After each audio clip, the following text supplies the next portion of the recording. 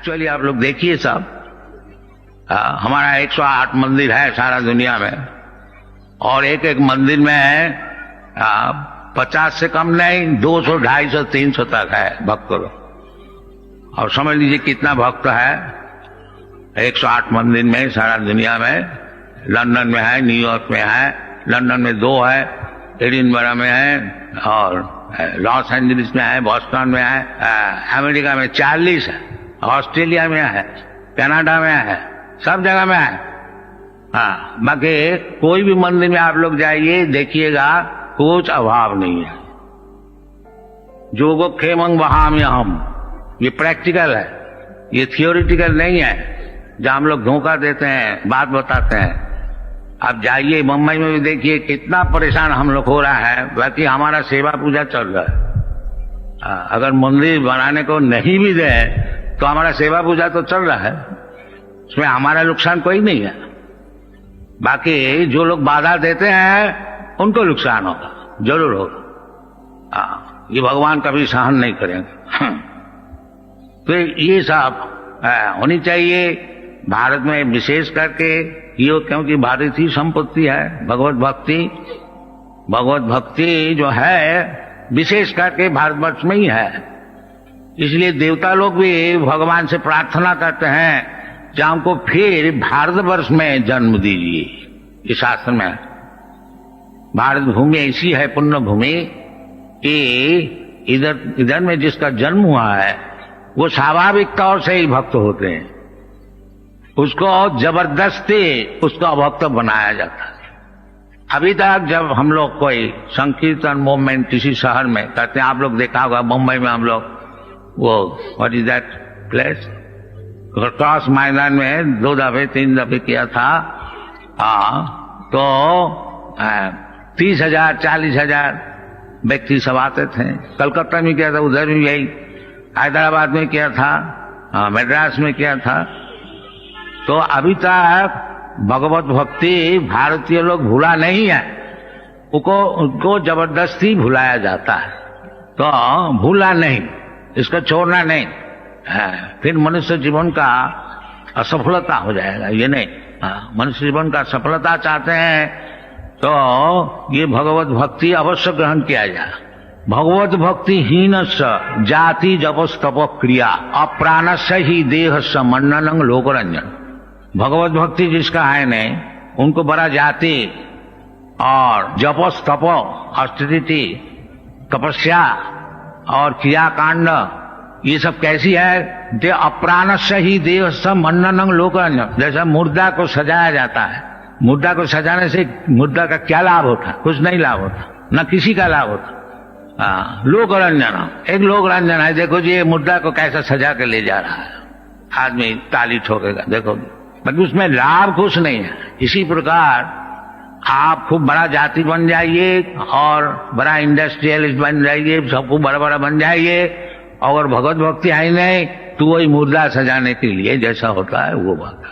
इसलिए भगवत भक्ति नहीं छोड़ना चाहिए। और चाहे ये भगवत भक्ति, ये जो अजामिल पिता का निर्देश अनुसार कहते हैं पितरी संदृश कृत द्विजो, ये ब्राह्मण का लक्षण है। जो पिताजी पूजा में बैठे हुए और पिताजी ऑर्डर दिया है कि बेटा थोड़ा फूल फल ले आओ और भगवान को सेवा में लगाएंगे, और द्विज, ये द्विज का काम है। आदाय तत्व आवृत्य फलो पुष्प समित कुशान, और पिता का निर्देश अनुसार वो बालक फल फूल और इन्हें कुश ये सब लेकर के आ रहे थे वन से। और रास्ता में क्या देखा है कि ददर्शा कामिनं कश्चित्, एक कामी पुरुष को देखा। कामी माने शूद्र, शूद्र होता है कामी, और ब्राह्मण होता है संयमी, काम को संयमन कर, समाओ दमाओ।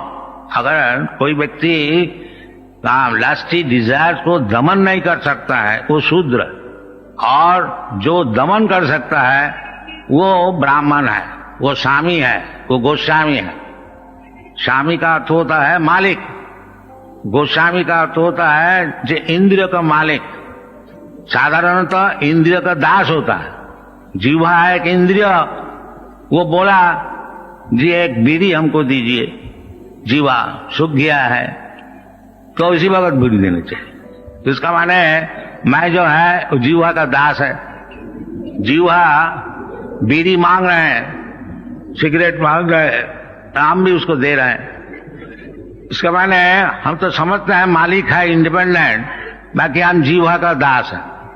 और जब अब जीवा का दास नहीं होंगे, जीवा बोलता है हमको बीड़ी दीजिए, आप जब बोलेंगे नहीं बीड़ी नहीं, तब अब जीवा का दास नहीं, गो का दास नहीं है, गो का स्वामी है, गोस्वामी, उसका नाम है गोस्वामी। जीवा एक इंद्र है, इंद्र का नाम होता है गो, और जब गो का दास हो जाते हैं तो गो दास, और जब गो का स्वामी हो जाते हैं तो गोस्वामी। इसका नाम गोस्वामी ये नहीं है, तो नाम में तो गोस्वामी है और है बीड़ी का दास, ऐसे काम नहीं चलेगा। गोस्वामी का अर्थ होता है जो गो का स्वामी है।